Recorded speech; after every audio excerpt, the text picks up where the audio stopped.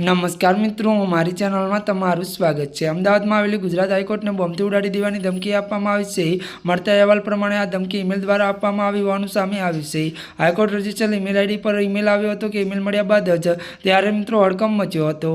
મળતી વિગતો અનુસાર મિત્રો વધુ જણાવી દઈએ કે ત્યારે મિત્રો સમગ્ર મામલો પોલીસ સ્ટેશન પહોંચ્યો હતો। મામલાને ગંભીરતા જોઈને સોલા પોલીસ તેમજ બીડીડી સ્કોડ હાઈકોર્ટ પહોંચી હતી। પોલીસ સૂત્રો પાસે મળતી માહિતી મુજબ ઈમેલ મળતા જ ત્યારે મિત્રો હાઈકોર્ટ તંત્ર અધિકારીઓને ત્યારે ચેતવણી આપવામાં આવી હતી।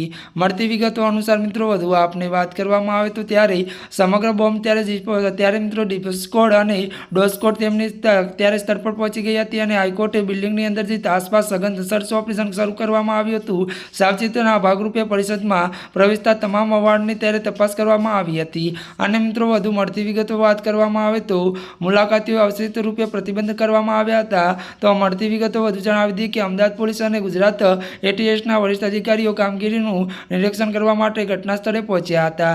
જી આ મિત્રો અત્યાર માટે આટલું જ। અમારી ચેનલમાં નવા હોય તો અમારી ચેનલને મિત્રો લાઇક શેર અને સબસ્ક્રાઈબ કરી દેજો। ધન્યવાદ।